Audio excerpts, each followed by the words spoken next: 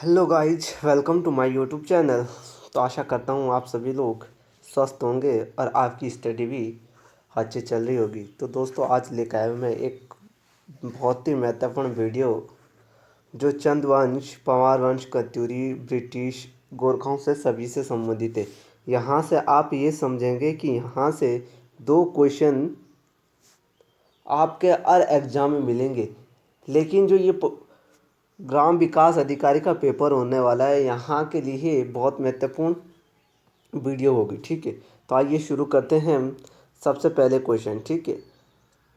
लक्ष्मीदत्त जोशी के अनुसार कार्तिकेयपुर राजा मूलतः अयोध्या के थे, लेकिन बद्रीदत्त इन्हें क्या मानते थे? ठीक है, तो बद्रीदत्त इन्हें क्या मानते थे? सूर्यवंशी। ठीक है, बद्रीदत्त इन्हें क्या मानते थे? सूर्यवंशी। ठीक है, आगे बढ़ेंगे।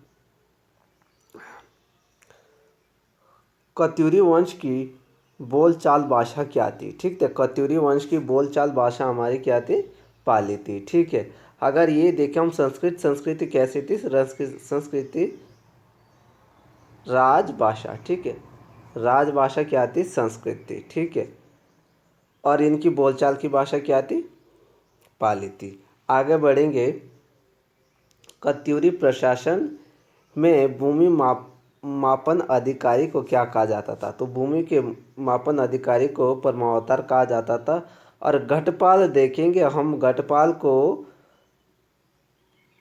गिरी द्वारों का रक्षक कहा जाता था। ठीक है, और नरपति को देखेंगे तो ये नदियों और पुलों पर कर वसूलता था। ठीक है, ये बात ये रखेंगे, लेकिन इसका आंसर ऑप्शन बी ए है।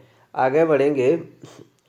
कत्यूरी शासन में तहसील के स्तर को कहते थे? ठीक है, जो तहसील का स्तर होता था उसको कहते थे करमात। ठीक है, आया हुआ क्वेश्चन है 2018 में कनिष्ठ सहायक में। ठीक है, ये बात ध्यान रखेंगे। आगे बढ़ेंगे। कत्यूरी प्रशासक में सीमाओं की सुरक्षा भार को प्रांतपाल कहते थे। ठीक है, सीमाओं की सुरक्षा को प्रांतपाल कहते थे, लेकिन गिरिद्वार रक्षक के लिए क्या कहते थे? ठीक है, अभी अभी देखा था हमने, क्या देखते थे? गढ़पाल। और जो वन ये है ना, ब्रह्मपाल, तो ये किसको? तो ये व्यक्तियों पर जो निगरानी रखता था उसको कहते थे वनपाल। और नरपति किसको कहते थे? जो नदियों पर और पुलों पर क्या करता था? देख रेख रखता था। आगे बढ़ेंगे। नदियों पर आगमन सुविधा योग कर वसूली को नरपति कहते थे। बिल्कुल सही है। व्यक्ति पर निगरानी के लिए क्या कहते थे? जो व्यक्तियों पर निगरानी रखता था उनको कहते थे ब्रह्मपाल। ठीक है। प्रांतपाल किसको कहते थे? सीमाओं की रक्षा के लिए। ठीक है, जो सीमाओं की रक्षा के लिए रहता था। कत्यूर कातुरियपुर सेना कितने भागों में विभाजित थी? ठीक है, तो ये कितने भागों में विभाजित थी? ये थी 4 भागों में। आगे बढ़ेंगे। कत्यूरी प्रशासक में कृषि की उन्नति का ध्यान रखता था। जो कृषि की उन्नति का ध्यान रखता था उसके क्षेत्रपाल कहते थे। और उपचारिक किसे कहते थे?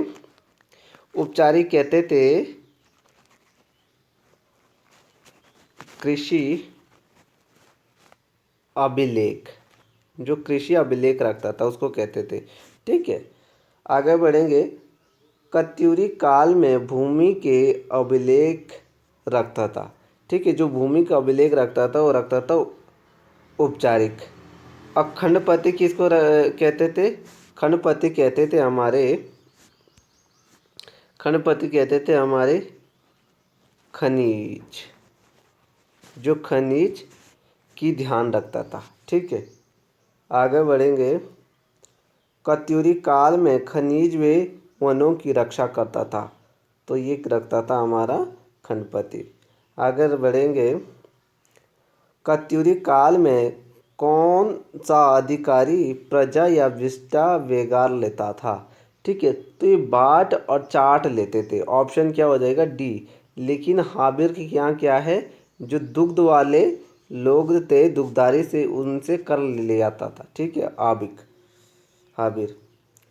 कत्यूरी वंश में पशुओं से दुग्ध दादी निकालने का कार्य कौन करता था? तो ये करता था आबिर। ठीक है।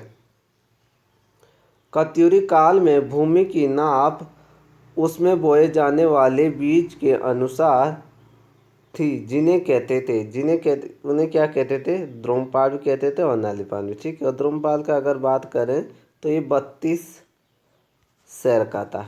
ठीक है, 32 सैर का था ये। आगे बढ़ेंगे। किसको 32 से या 16 नाली बराबर होता था? ठीक है, तो ये द्रोमपाल होता था। आगे बढ़ेंगे। कत्यूरी राज्य प्रांतों में विभाजित था, जिसका शासक होता था। ठीक है, उसका शासक होता था हमारा ऊपरी हो गया और राज्यपाल हो गया, यानी कि ऑप्शन डी। आगे बढ़ेंगे। कत्यूरियों को आसंत देव वंश के आस्कोट के राजा रजवार वे डोटी कौन थे? ठीक है, तो इनके डोटी कौन थे भाई? मल थे। ठीक है। आगे बढ़ेंगे। जिया रानी का उत्तराधिकारी कौन था? तो जिया रानी का उत्तराधिकारी कौन था? धामदेव था। और धामदेव का पुत्र कौन था? मालूशाही था। अब ब्रह्मदेव की बात करें तो कत्यूरियों का अंतिम राजा था। और ये क्या करता है, जब सोमचंद यहाँ पर आता है जोशी से, तो अपने पुत्र का ब्याह सोमचंद से करवा देता है। ठीक है। और प्रीतम देव इसका क्या था? चाचा था। ठीक है। आगे बढ़ेंगे। मालूशाही और लामड़शाही किसके पुत्र थे? तो ये किसके थे? धामदेव के थे। ठीक है। आगे बढ़ेंगे। सूर्यसेन किस वंश का महानतम शासक था? तो सूर्यसेन जो था वो ना बौवाण वंश का महानतम शासक था। और बौवाण वंश कहाँ पर राज करता था? चक्राता। ठीक है। और चक्राता का प्राचीन नाम क्या है? एक चक्रा। ठीक है, ये ध्यान रखेंगे। मिथुन ए सिराज पुस्तक और तबाकत ए नासिर में किस शासक की जानकारी मिलती है? ठीक है, तो ये मिलती है राणा देवपाल। ठीक है। और राणा देवपाल क्या का राजा था? एचपी का था। ठीक है। आगे बढ़ेंगे।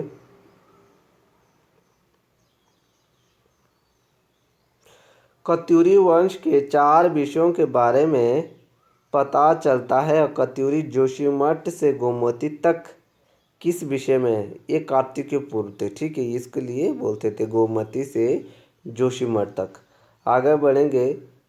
भागीरथी तथा अलकनंदा की मध्यवर्ती कौन से विषय में पता चलता है? ठीक है, तो भागीरथी और अलकनंदा ये चलता है अंतराग से। ठीक है, ऑप्शन सी।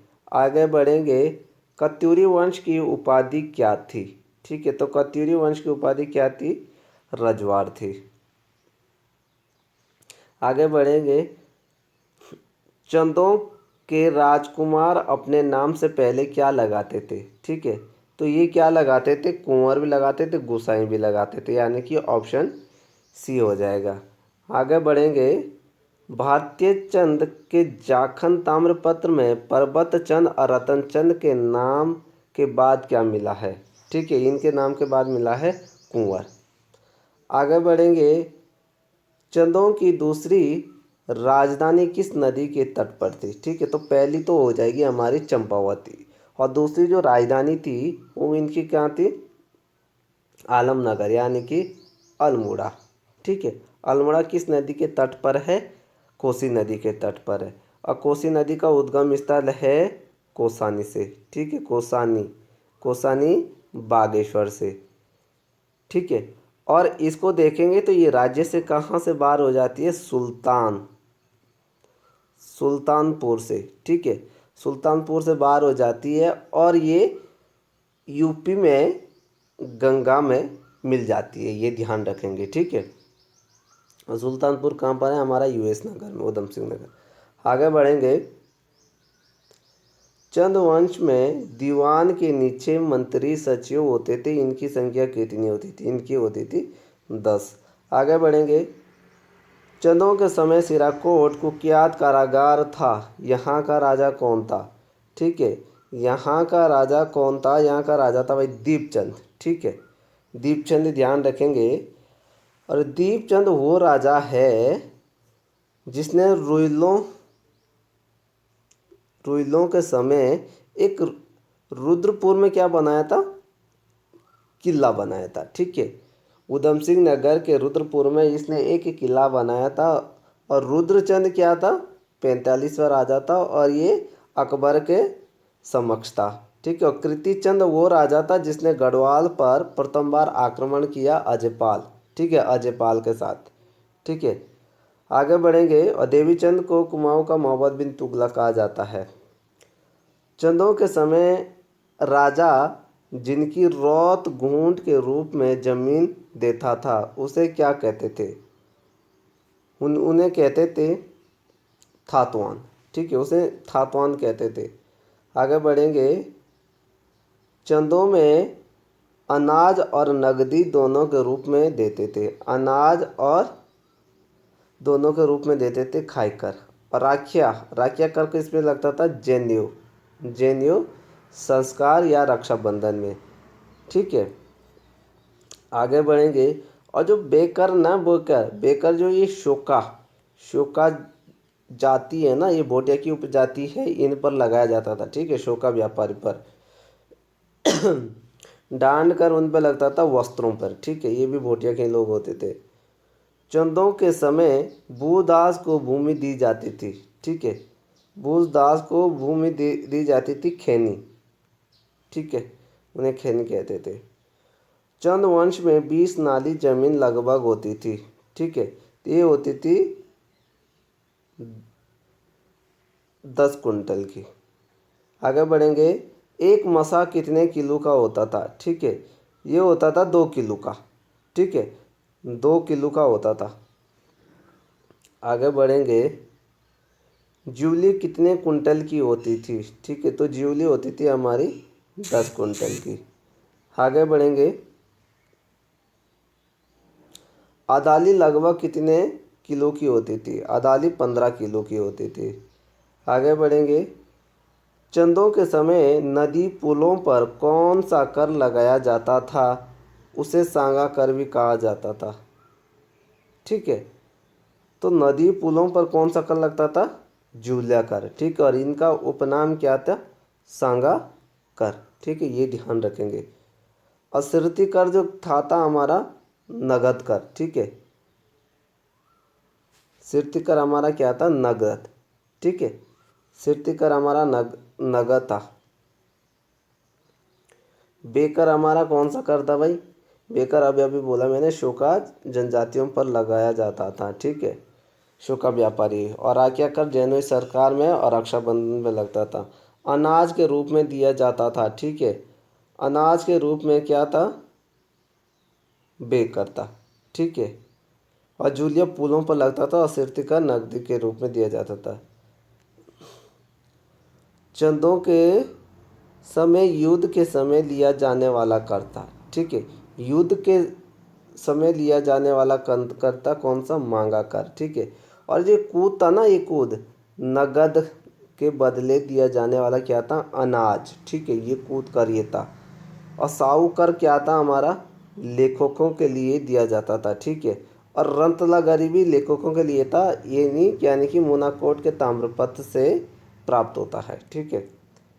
लेखक को कौन सा कर दिया जाता था, तो लेखक को साहूकर दिया जाता था। आगे बढ़ेंगे। किस कर का उल्लेख मोनाकोट के ताम्रपत्र में मिलता है, यह कर भी लेखक से संबंधित था, तो ये रत्नागिरी था। ठीक है, और डाला कर जो ये होता ना, ये गांव के सियाणा को दिया जाता था। ठीक है, खेनी कपिलनन्नी कर किससे संबंधित है। ठीक है, तो खेनी कपिलनन्नी किससे संबंधित है, ये हमारा हो जाएगा कुली बेगार से। राज्य सेवकों के लिए दिया जाने वाला कर कौन सा था, शुल्क कर था भाई, शुल्क। ठीक है, मोह कर क्या था, हर परिवार से लिया जाता था। ठीक है, हर परिवार से लिया जाने वाला कर किसको था, मोह कर। तो ठीक है, आगे बढ़ेंगे। सिकदार नेगी, गुरकौन नेगी, कनक कर आदि उल्लेख किस ताम्रपत्र में मिलता है। ठीक है, ये ताम्रपत्र किस में मिलता है, ये भी हमारा मोनाकोट के ताम्रपत्र में मिलता है। गांव के सियाणा को अनाज के रूप में दिया जाने वाला कर था दस्तूर। ठीक है, और चंदों के समय ये क्या था, डाला कर। ठीक है, ये चंदों के समय क्या था, डाला कर। अनाज के रूप में उनको क्या दिया जाता था? दस्तूर।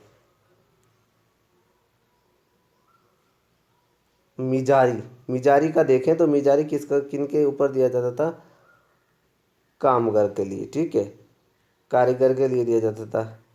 कामगारों से लिया जाने वाला कर इसे बाद में गोरखों ने भी लिया था, ठीक है, उसे क्या कहते थे? मिजारी कर, ठीक है।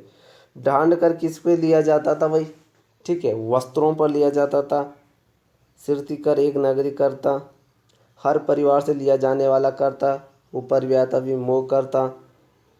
अरे हिलियानी देखे तो हिलियानी और किस पे लिया जाता था? ये यानी कि सड़क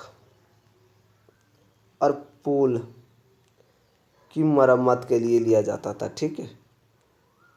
न्याय पाने के लिए दिया जाने वाला कर कौन था? ठीक है, तो ये था न्योली। जागर लगाने वाले पुजारी ब्राह्मणों से लिया जाने वाला था, ठीक है, ये था जागरिया कर। अदूल कर बरसात में सड़कों की मरम्मत के लिए लिया जाने वाला कर था, कौन सा था? हिलियानी कर, ठीक है। पौरीकर, पौरीकर देखते हैं ये राज्य की राजधानी के लिए लिया जाता था, शायद नीचे ही क्वेश्चन आएगी। राजधानी की रखवाली के लिए देकर इससे पहरी भी कहा जाता था, कौन सा कर था? तो ये पहरी कर था, ठीक है। तो आज के लिए इतना ही।